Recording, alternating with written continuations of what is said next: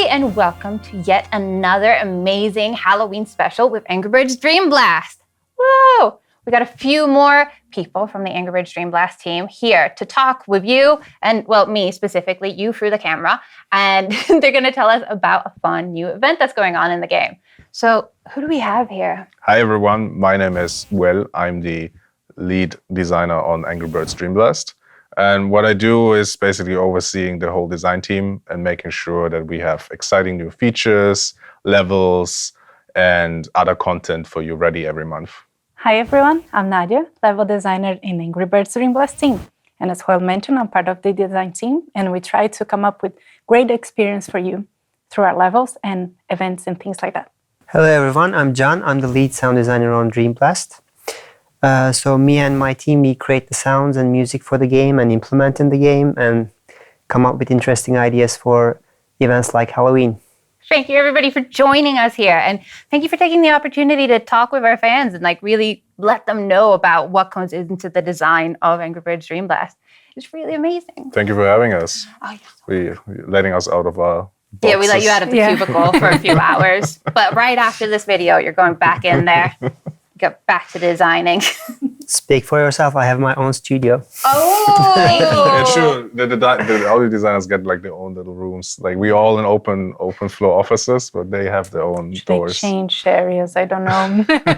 That's pretty much the only perk that sound designers get. So Isolation. Yep. Yeah, we don't want you around there. True. They're the last ones that hear about any freebies to eat.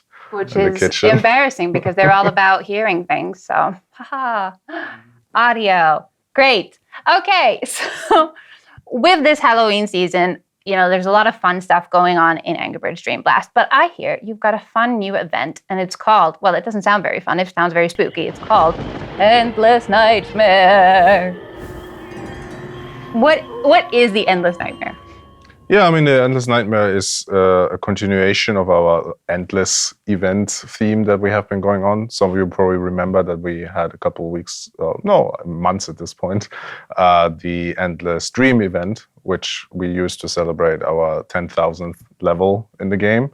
And the Endless Nightmare is basically the new version of that. So we were all really excited about how well you also received this feature and how much you liked it. So we wanted to keep it going, and with a new iteration for Halloween, and that's why we have it. Okay, so the event is out now, but how do you get from that little inkling of an idea to the actual thing going out in the game? Where do you start from? What is the ideation process? Yeah, this one was actually quite a big one. Yeah. The discussion started at the end of last year. When we were thinking about the roadmap on what we are going to do this year. And one thing that we all noticed was, we are going to hit 10,000 levels this year. And the team immediately was thinking about, okay, we should probably do something special for that, because it's not every day that you're going to reach 10,000 levels. And it took for us also a couple of years to get to that number. And it's a good opportunity to do something special. And that's then the whole team decided, I think that's something that we wanted to do. And that was back then, that decision, so from first discussions at the end of last year to the decision, okay, we know we want to do the Endless level, that took until February. Yeah. So it was 2 months of back and forth and talking to each other and different crazy ideas. So imagine trying to come up with something from there and creating this huge event. It's it was definitely a lot of work and many months to make it actually come to life. And then, so let me get this straight. You had the idea to have these endless levels, what you were planning 2022. So you've been working on it for 10 months? Around that. When we first started thinking about the event, we're actually doing something like that. How can we do that? And starting to plan, it was in February this year. So many months in trying to come up with the best experience possible. Is that common for any new features that you add into the game? Do they take that long to develop, or is it just a case of planning it early on in the year? Yeah, it depends, because as Joel mentioned, this time we wanted to do something super special to celebrate 10,000 levels. So we needed to plan ahead, discuss with the whole team. A lot of people are actually involved, and usually it doesn't take that long, but for bigger features like this, yes. For 10,000 levels. Yes. Yeah, and for a feature like this, also there's a lot of work that has happened before the real work starts. Yes. So a lot of planning just to A lot make of sure that we know meetings. what we want to exactly to build, because there are certain things that, of course, we iterate through while we are creating it, but there's some fundamentals that you just don't want to change halfway through the feature, because then that's how you get in trouble. Yes. and in real trouble with your that's the gate to development hell that you don't want to go to. It can be so hard to get because you want to have a good base to any idea. You want to start from a strong spot, and finding the fundamentals of any given thing, that's hard work. I mean, it's impressive. Yeah, and that's also very important for how we work, since once the idea is okay, it's clear that we want to do it, then the nitty-gritty, writing the documentation and okay, how exactly is it going to work, all the little problems, the minute little things, what color should this button have, where should this button be, what exactly, because we knew we wanted to do an endless, continuous level, but okay, how exactly does that work? And how exactly does that work? And not just the things that you see as a player, but of course also the technical differences, background, and how to configure all of this. Like, what I would love to know is, how do you make the decisions on what design to go with, or what all those every single valuables of those? How do you decide which one to go with? Yeah, of course, as Joel mentioned, we need to have clear requirements and know exactly what we want for this feature, because of course we want it to be something special and fun to the players, but on the same time we wanted to know exactly when we were going to run it and for how long, what type of prizes and rewards we wanted to give to the players, what type of experience we wanted to give them. So everything needs to be considered in the beginning.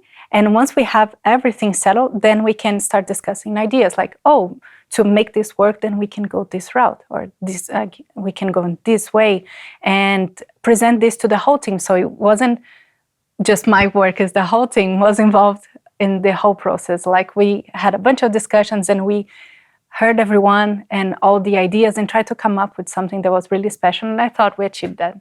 So at what point does the sound design aspect come into a new event like this?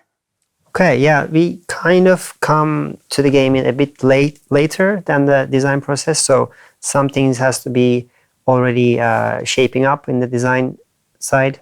We usually come and look at the feature, I don't know, maybe a month prior to its completion.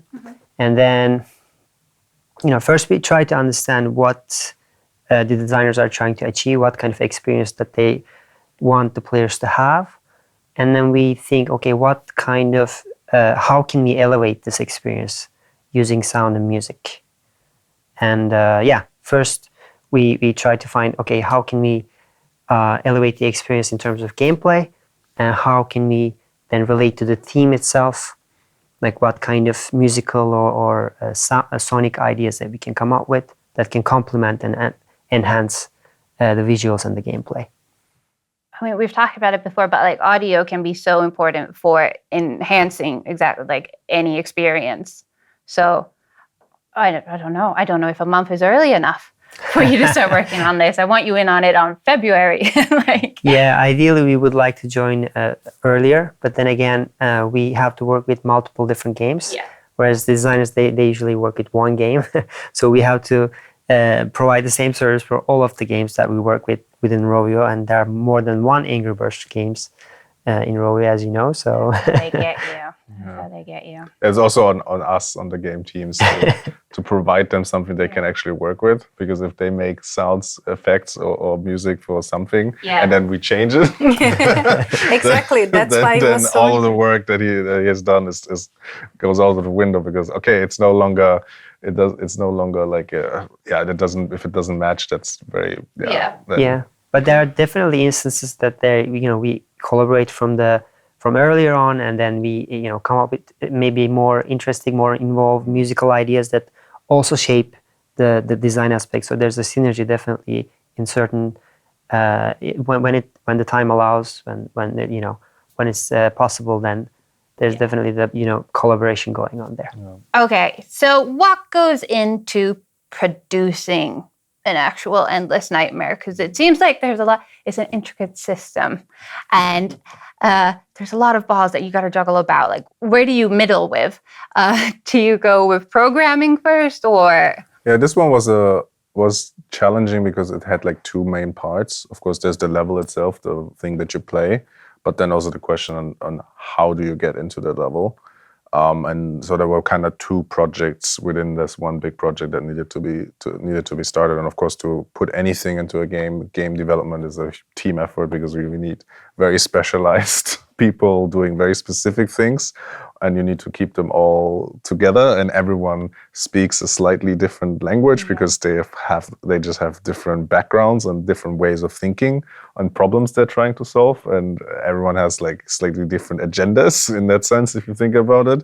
But not in a Game of Thrones way. No one's trying to screw each other over, but everyone, of course, it's just different. It was basically two teams, as well mentioned, and one, it was for the Endless level. So a dev and an artist was just working on the level, and I was working with them. Yes. So it was basically two teams, one taking care of the Endless level, a dev and an artist, and I was helping them. And at the same time, I was also helping this other team within our team. So basically two teams inside the Angry Birds Dream Blast team. So one taking care of the event, so another artist taking care of the UI. And at the same time, we also needed to work with John and his team with the sound and music that we wanted to improve this experience even further. John, just to specify some more, because Angry Birds Dream Blast has been blessed with some beautiful soundtracks with this update, or like with the Halloween update. What has gone into the production specifically of those soundtracks? Like, what's the process? Yeah, so we actually have a small-sized audio team. So we have different people with different strengths. For example, we have Henry Sorvali, who is the composer, who is responsible for composing the music for Dream Blast. And this time we also had Ville Koponen from Finnish Radio Symphony Orchestra playing violin. And this is the first time using a real instrument in Dream Blast. Usually we just use music samples in computer and just produce the music like that. But this time we just wanted to have this special effect because, the violin brings this kind of eerie kind of sound to the soundtrack, the spooky element and, just a bit of a human touch there. So, and yeah, we, as a team, we actually love Halloween because most of us actually like this kind of spooky, a bit darker music in our personal taste, and especially our composer Henry Sorvali, aka El Maestro. He has not even won several metal bands, so he's really good at creating this ominous atmosphere. So we are really hyped to create something special for this event.